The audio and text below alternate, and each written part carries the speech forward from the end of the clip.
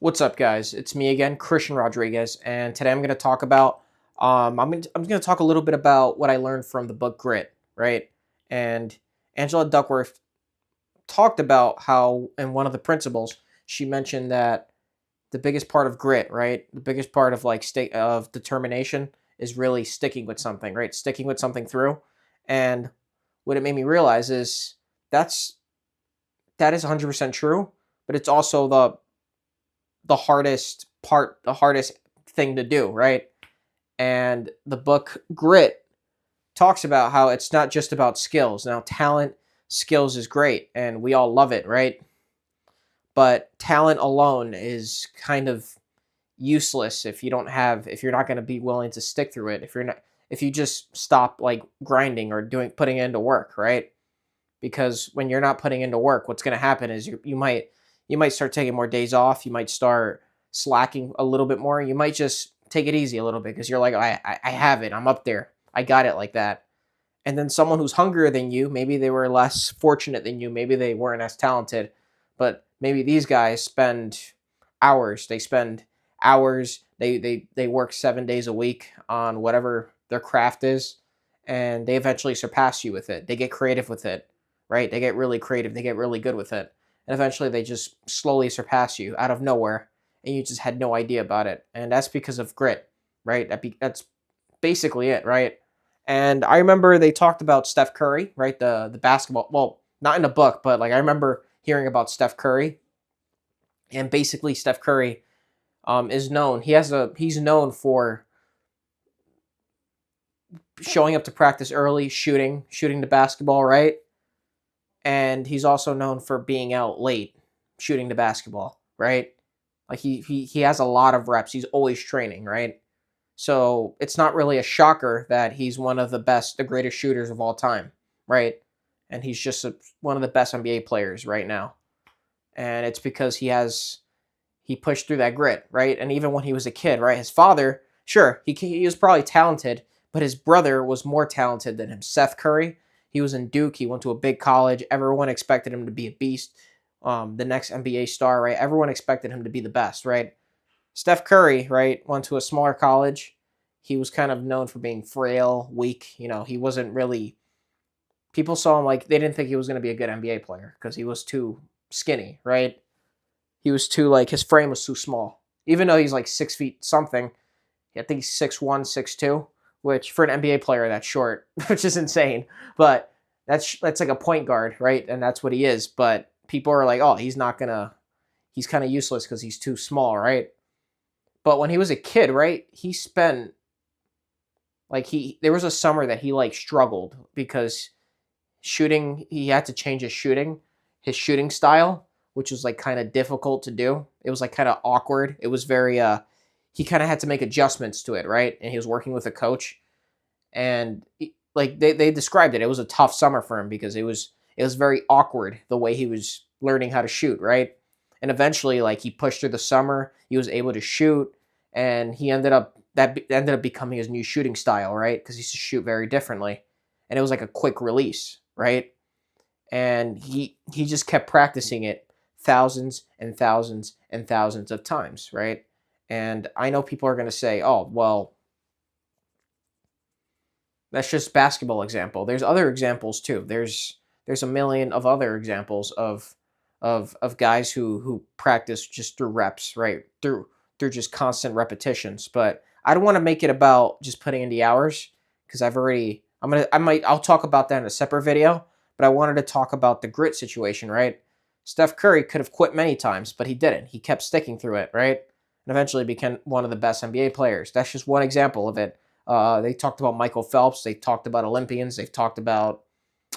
Um, they've talked about other situations, right, in the book. How the biggest part of grit is sticking through it, even when it gets boring, when you're doubtful, when it just sucks, when you're just sick and tired of it. That's when you have to push through it because that's when the big breakthrough happens, right?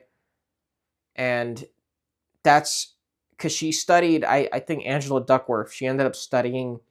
Um, she ended up she ended up doing research on students in West she and West Point, right? And West Point, and she was wondering who who what's the difference of the people who make it through West Point and the people who don't, right? The people who drop out, right? Is it because of skill? Is it because of intelligence? Is it because of both? Is it because of like what is it, right? And she couldn't really find it because a lot of people who dropped out, some of the people were the brightest students. They were some of the best students. They probably were athletic. They were probably very talented, and they ended up dropping out of West Point. So it was like weird. It's like, why did so many people drop out of it? And then she realized, oh, it's because the people who made it through West Point are the people who pushed through it, the people who mentally grinded through it, because that's really where it comes from. It comes from the mind. Everything comes psychologically, mentally, right? And that's the thing, especially in sales. Sales, too, the best salesmen aren't the guys who are the best at sales. Usually the best salesmen are the guys who kept pushing through it, even when they sucked at it, or when it was hard, or when they wanted to quit, right? And I noticed this with myself in jiu-jitsu, right? Like a lot of the higher belts, the black belts. So jiu-jitsu, obviously there's a belt system with it, right? And what I've learned is the hardest belt is blue belt. That's the belt that everyone like quits with, right? That's like known as like the belt that everyone like quits, because you start off as a white belt, you train for an entire year, then you get your blue belt, right? You say you've been training consistently, you worked hard for it, maybe even did some competitions, you finally got your blue belt, you feel like you achieved something, right? A lot of people walk out. They're like, okay, I got it. I don't really need to do anything. And the thing is, there's a big gap between blue belt and purple belt, which is the next belt, right?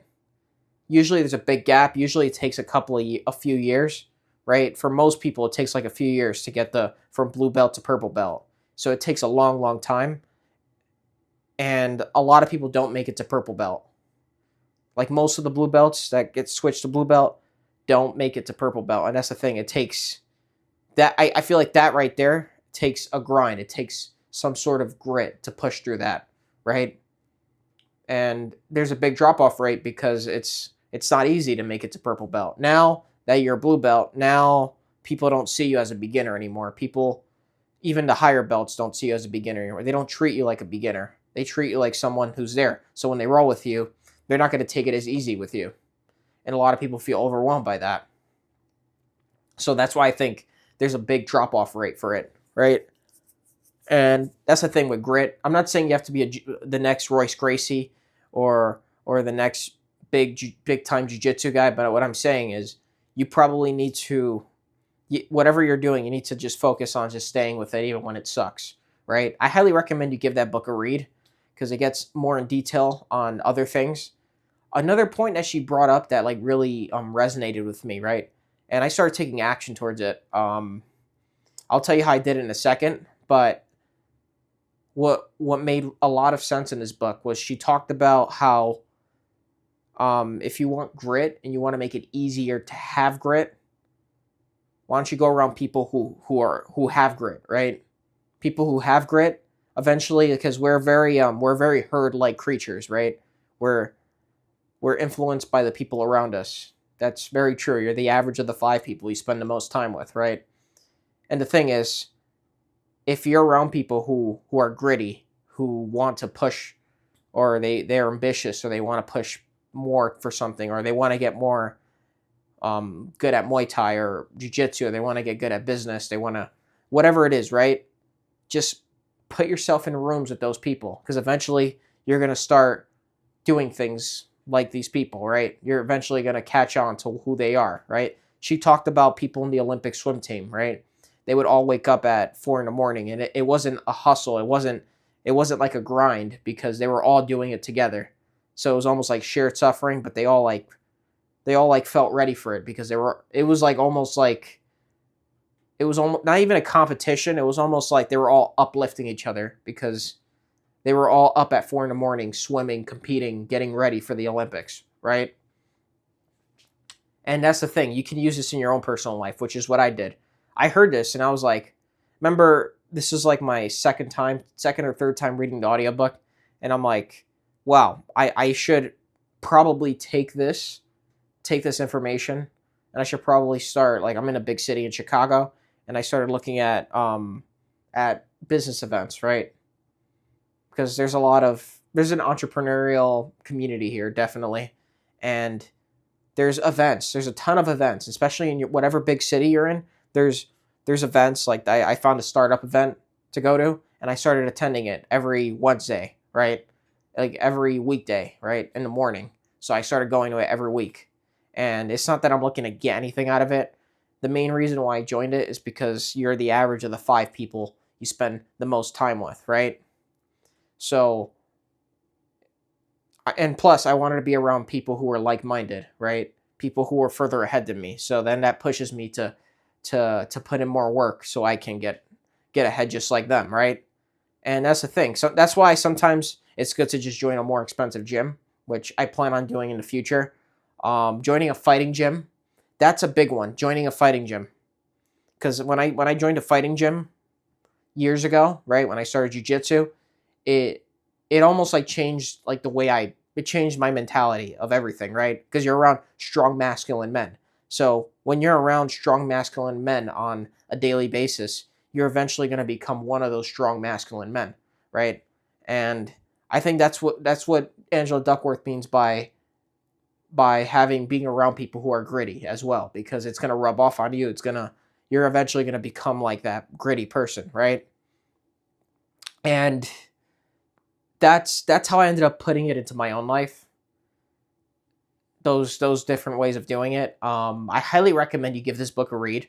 It's a great book. It helps a lot with it. It's just proof that you just need a growth mindset. You don't need a fixed mindset. And most of the most successful people, or the top people in their fields, right?